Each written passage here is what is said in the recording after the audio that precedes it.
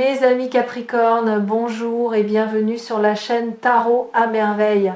Pour votre tirage général, ceux qui me découvrent, soyez les bienvenus. Quelque part, en ce moment, quelqu'un retient sa respiration. Pas physiquement, émotionnellement. Cette personne porte en elle des mots qui sont devenus si lourds, si denses, si chargés de tout ce qu'elle n'a jamais osé dire, qu'ils exercent une pression constante sur sa poitrine.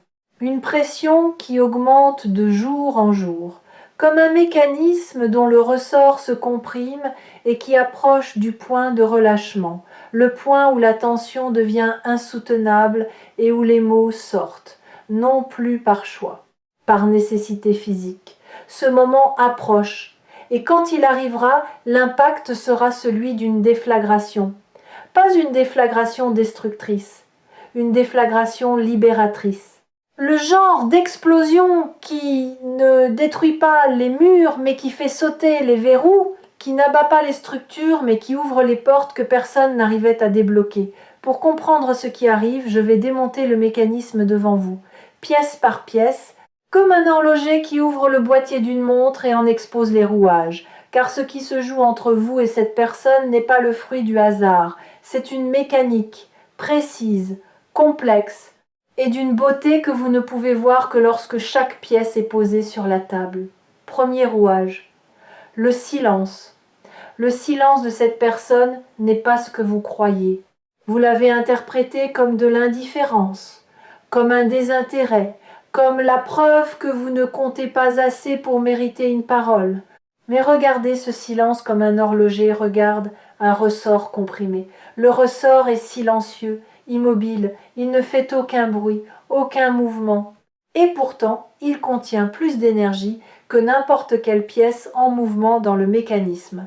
Toute la puissance de la montre est concentrée dans cet objet immobile. C'est le paradoxe du ressort. Moins il bouge, plus il est puissant. Moins il s'exprime, plus ce qu'il contient est explosif. Le silence de cette personne fonctionne exactement de la même manière. Chaque jour de silence n'est pas un jour de vide, c'est un jour de compression, un tour de plus dans le ressort. Une charge supplémentaire dans la réserve d'énergie qui se libérera au moment de l'appel. Et cette charge est déjà considérable, parce que le silence dure depuis un moment, parce que les mots se sont accumulés, parce que les pensées non exprimées ont atteint une densité qui ne peut plus être contenue indéfiniment. Vous avez peu être remarqué des signes de cette pression, des messages laconiques qui ne disent rien mais qui disent tout, des réactions légèrement disproportionnées à des choses anodines comme si l'émotion vraie cherchait n'importe quelle fissure pour sortir, des tentatives d'approche avortées, commencées puis interrompues, qui ressemblent au premier tremblement d'un volcan avant l'éruption. Ces micro-expressions de la pression intérieure sont les tic-tac du mécanisme. Et les tic-tac s'accélèrent. Vous vous êtes peu être demandé si vous aviez fait quelque chose de mal, si votre dernier échange avait blessé, si une parole malheureuse avait creusé un fossé. Vous avez retourné les conversations dans votre tête, cherchant le moment précis où les choses avaient basculé. Et vous n'avez rien trouvé. Parce qu'il n'y a rien à trouver. Le silence n'a pas été causé par une erreur de votre part. Il a été causé par la profondeur de ce que cette personne ressent. Plus le sentiment est profond, plus le silence qui le précède est long. Les sentiments légers trouvent facilement les mots. Ils se glissent dans des textes décontractés, des plaisanteries, des allusions légères. Mais les sentiments profonds sont muets. Ils cherchent un vocabulaire qui n'existe pas encore. Ils tournent dans la tête de celui qui les porte, essayant costume après costume, et aucun ne va. Ce n'est pas que cette personne ne trouve pas les mots, c'est qu'aucun mot disponible dans son répertoire ne semble à la hauteur de ce qu'elle veut exprimer. Et cette inadéquation entre le ressenti et le langage disponible est la vraie raison du silence. Pas le manque d'intérêt, le trop-plein. Deuxième rouage, le timing, pourquoi maintenant ? Pourquoi pas il y a 3 mois, 6 mois, 1 an ? Pourquoi cette personne n'a-t-elle pas parlé plus tôt si les mots étaient si urgents ? La réponse se trouve dans le deuxième rouage. Le timing n'est pas contrôlé par la volonté de cette personne. Il est contrôlé par la convergence de 2 maturités, la sienne et la vôtre, Pour qu'un message de cette ampleur soit à la fois envoyé et reçu, il faut que l'émetteur et le récepteur soient tous les deux à un point précis de leur évolution. Un message envoyé trop tôt tombe dans des oreilles qui ne sont pas encore calibrées pour l'entendre. Un message reçu trop tôt est déformé par les filtres du moment. Le timing parfait est celui où le message sort tel qu'il est et arrive tel qu'il est, sans déformation, sans filtre, sans l'interférence des blessures actives ou des défenses surélevées. Votre évolution récente a créé les conditions de réception. Quelque chose en vous s'est assoupli, pas effondré, assoupli. Vos défenses ne sont pas tombées, elles se sont abaissées de quelques centimètres, juste assez pour qu'un message sincère puisse passer par-dessus. Et ces quelques centimètres, cette personne les perçoit, pas consciemment, intuitivement. Elle sent, sans pouvoir le formuler, que quelque chose a changé dans votre énergie, que l'espace existe, que le mur a un peu reculé. Et cette perception est le déclencheur qui transforme le silence en parole. Le timing n'est pas une question de calendrier, c'est une question de calibration mutuelle. Et la calibration vient d'atteindre son point optimal. Laissez-moi vous expliquer ce que signifie ce point optimal avec une image concrète. Imaginez deux instruments de musique dans deux pièces séparées. Ils jouent chacun leur partition, séparément, sans s'entendre. Pendant des mois, les mélodies n'ont aucun rapport l'une avec l'autre. L'une est en majeur quand l'autre est en mineur. L'une accélère quand l'autre ralentit. Mais progressivement, par un processus invisible, les deux mélodies convergent. Les tonalités se rapprochent, les rythmes s'alignent, et un jour, sans que personne ait donné de signal, les deux instruments jouent la même note au même moment. Cette note unique, ce point de convergence musicale, c'est le moment où l'appel se produit. Le moment où deux personnes qui évoluaient séparément atteignent simultanément le même accord intérieur. Vous ne pouviez pas forcer cette convergence. Tout comme un musicien ne peut pas forcer un autre musicien dans une autre pièce à jouer la même note, cela se produit naturellement. Par la maturation parallèle de deux êtres qui sont connectés par un fil invisible, et ce fil, aussi invisible soit-il, a guidé vos deux évolutions vers ce point de rencontre avec une précision qui dépasse toute intention humaine. Troisième rouage, la peur. Ce rouage-là est le plus complexe du mécanisme et il fonctionne dans les deux sens. Parce que la peur n'est pas seulement du côté de cette personne, elle est aussi du vôtre. Et ces deux peurs, la sienne de parler et la vôtre d'entendre, s'alimentent mutuellement dans une boucle qui a maintenu le statu quo pendant tout ce temps. La peur de cette personne n'est pas la peur du rejet, c'est quelque chose de plus subtil. C'est la peur de la transformation.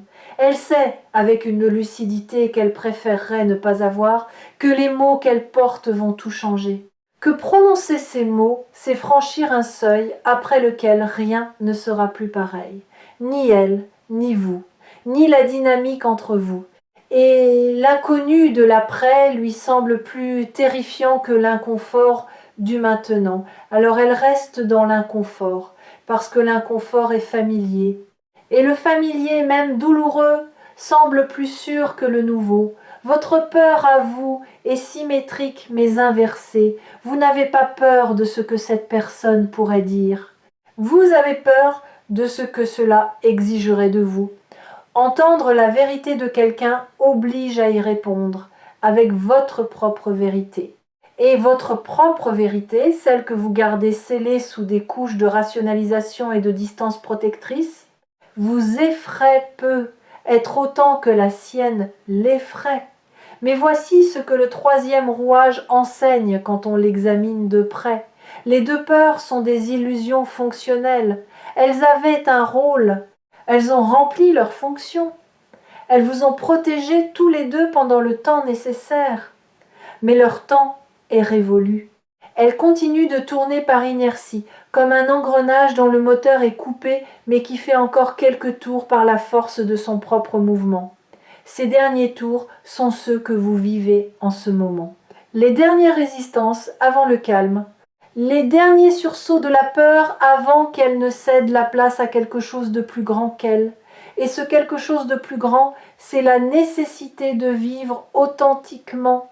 Quand la nécessité d'être vrai dépasse la peur d'être vulnérable, les mots sortent toujours, sans exception. C'est une loi du cœur humain aussi fiable que la gravité.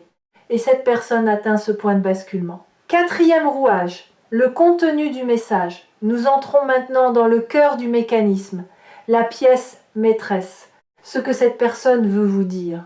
Ce n'est pas une déclaration d'amour au sens conventionnel. Ce n'est pas un aveu romantique sorti d'un film. C'est plus brut que cela, plus honnête, plus déstabilisant.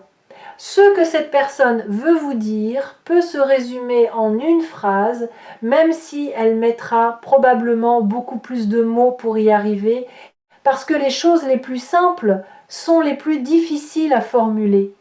Cette phrase, la voici. Tu es la personne avec laquelle je me sens le plus réel. Réel. Pas heureux, pas comblé, pas excité. Réel. C'est un mot que votre mental trouvera peu, être insuffisant, trop sobre, trop simple, mais écoutez-le avec votre cœur et vous comprendrez qu'il contient tout. Parce que être réel avec quelqu'un signifie pouvoir retirer chaque masque, chaque armure, chaque rôle social, chaque performance et rester là, nu dans sa vérité, sans craindre le regard de l'autre. Combien de personnes dans votre vie vous offrent cet espace ? Combien de personnes vous permettent d'être totalement, irréductiblement vous-même ? Une ? Deux ? Aucune ? Cette personne vous dit que vous êtes cet espace pour elle, que votre présence désarme ses défenses d'une manière qu'aucune volonté ne pourrait reproduire. Que quand elle est avec vous, même en pensée, même à distance, quelque chose en elle se pose, se calme, se repose. Comme un animal sauvage qui trouve enfin un endroit sûr et qui pour la première fois accepte de fermer les yeux. Savez-vous ce que cela représente pour quelqu'un de dire cela ? De reconnaître qu'un autre être humain a le pouvoir de l'apaiser à ce point, c'est un aveu de vulnérabilité absolue. C'est dire « tu as accès à un endroit en moi que je protège de tout le monde. Un endroit que j'ai barricadé, camouflé, nié même. Et toi, sans effort, sans stratégie, simplement en étant qui tu es, tu traverses toutes mes barricades. Tu arrives directement dans la pièce la plus intime de ma maison intérieure. Et au lieu de m'en effrayer, cela me soulage. Parce que garder cette pièce fermée me coûtait une énergie que je n'ai plus. Cet aveu est rare, pas parce que le sentiment est rare.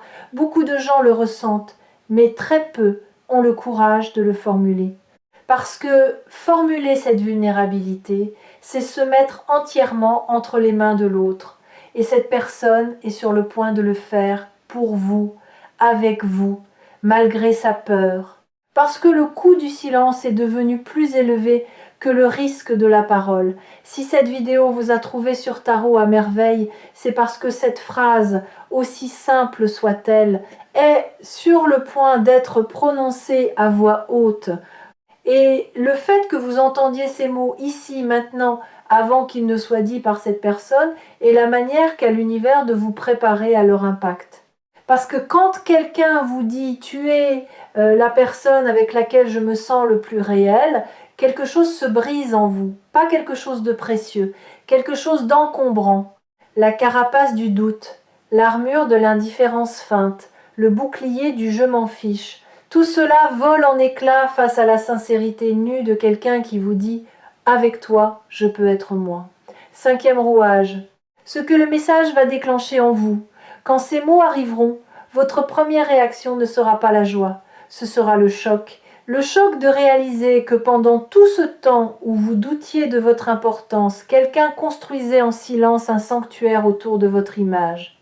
Le choc de comprendre que votre manière d'être, celle que vous considérez comme ordinaire, banale, parfois même ennuyeuse, est précisément ce qui rend cette personne vivante.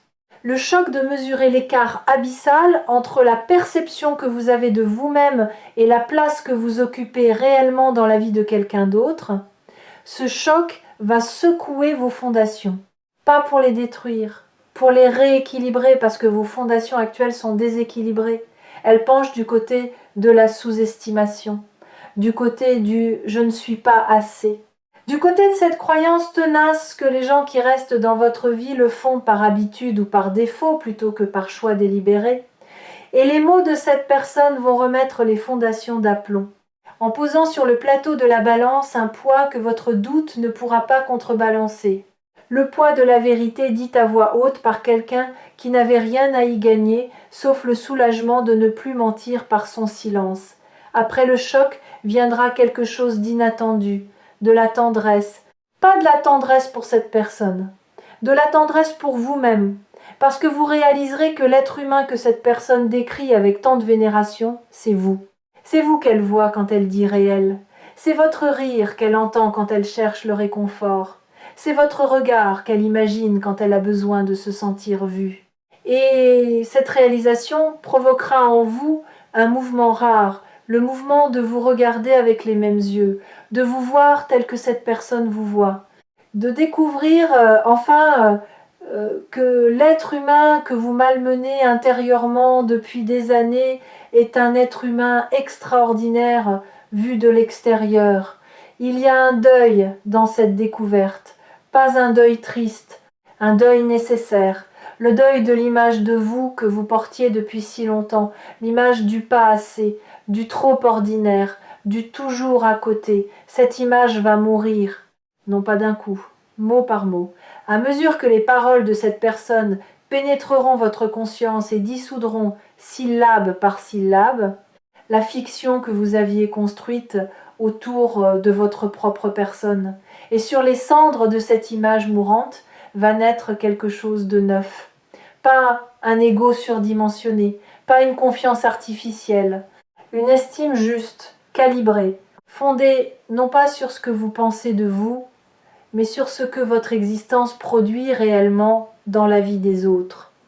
Et cette estime-là est inattaquable parce qu'elle ne repose pas sur l'opinion, elle repose sur l'impact. Et votre impact, vous allez enfin le mesurer à travers les yeux de quelqu'un qui l'a vécu de l'intérieur. Vous allez aussi ressentir quelque chose d'inattendu, du regret. Pas le regret d'avoir fait quelque chose de mal, le regret d'avoir passé tant de temps à douter, tant d'énergie à vous diminuer, tant de jours à croire que vous étiez interchangeable alors que vous étiez irremplaçable. Ce regret sera bref, parce que le présent, ce qui s'ouvre devant vous, sera si lumineux qu'il effacera rapidement l'ombre du temps perdu. Mais il aura la vertu de vous enseigner quelque chose que vous n'oublierez plus jamais, ne plus jamais douter de votre importance, plus jamais. 6e rouage, l'après. Quand un horloger a exposé tous les rouages, quand chaque pièce est sur la table et que le mécanisme est entièrement compris, il reste une question. Que se passe-t-il quand on rassemble les pièces et qu'on laisse la montre sonner? Ce qui se passe, c'est que le temps reprend. Le temps qui semblait suspendu entre vous et cette personne. Le temps qui s'était figé dans un entre-deux inconfortable où vous n'étiez ni ensemble, ni séparés, ni proches, ni distants, ni en paix, ni en conflit. Ce temps reprend sa course. Et il reprend dans une direction nouvelle, pas la direction du passé, pas le retour à ce qui était, la direction de ce qui n'a jamais existé, d'une configuration de votre lien qui n'avait pas encore eu l'occasion de se manifester parce que les conditions intérieures n'étaient pas réunies. Ces conditions sont maintenant réunies. Le ressort est à son maximum de tension. Le timing est optimal. La peur a fait ses derniers tours. Le message est mûr. Et votre capacité à le recevoir est à son plus haut niveau depuis le début de cette histoire. Quelque chose de beau va se produire dans l'espace entre vous et cette personne. Un espace qui était autrefois rempli de non-dits, de suppositions erronées et de distances auto-imposées va se transformer en un espace de clarté. Pas de clarté froide et clinique, de clarté chaude. La clarté de deux êtres qui posent enfin les armes et qui se regardent sans le filtre de la protection, sans le voile de l'orgueil, sans le masque du je m'en fiche aussi. juste deux visages nus, deux vérités face à face. Et le soulagement immense, presque physique, de ne plus jouer. Vous avez joué, elle a joué. Vous avez tous les deux joué le jeu du détachement, de la distance calculée, de l'indifférence stratégique, et ce jeu vous a épuisé, tous les deux. Pas parce qu'il était difficile à jouer, parce qu'il était faux. Et jouer faux quand on ressent vrai est la chose la plus épuisante qui existe. Votre corps le sait. Votre corps est fatigué de porter le masque. Et le corps de cette personne est fatigué aussi. Deux fatigues qui convergent vers le même remède. La vérité, l'appel qui vient ne sera pas seulement un moment, ce sera un tournant. Le genre de tournant qu'on identifie des années plus tard comme le moment où tout a basculé, où l'ancienne dynamique a cédé la place à une dynamique entièrement nouvelle, où les rôles familiers se sont dissous pour être remplacés par quelque chose de plus vrai, de plus nu, de plus courageux. Vous allez peu être hésité à décrocher, non pas par indifférence, par respect pour l'ampleur de ce qui se joue, par cette intuition que répondre à cet appel, c'est accepter d'entrer dans un territoire inconnu, un territoire sans carte, sans guide, sans garantie, mais avec une boussole. Et cette boussole, c'est la vérité que vous avez en commun avec cette personne. La vérité brute, non filtrée, non emballée, qui va être posée entre vous comme un objet précieux sorti de son coffre pour la première fois, décrochez quand même. Décrocher avec le cœur battant et les mains qui tremblent, décrocher en sachant que le tremblement n'est pas de la faiblesse, c'est le signe que ce qui se passe est réel. Les choses sans importance ne font pas trembler. Seules les choses qui comptent ont ce pouvoir. Et ceci compte plus que vous ne le mesurez encore. Les messages reçus ici sur Tarot à merveille portent parfois une charge qui dépasse le cadre d'une simple lecture. Celui-ci en fait partie. Il ne se contente pas de décrire ce qui arrive.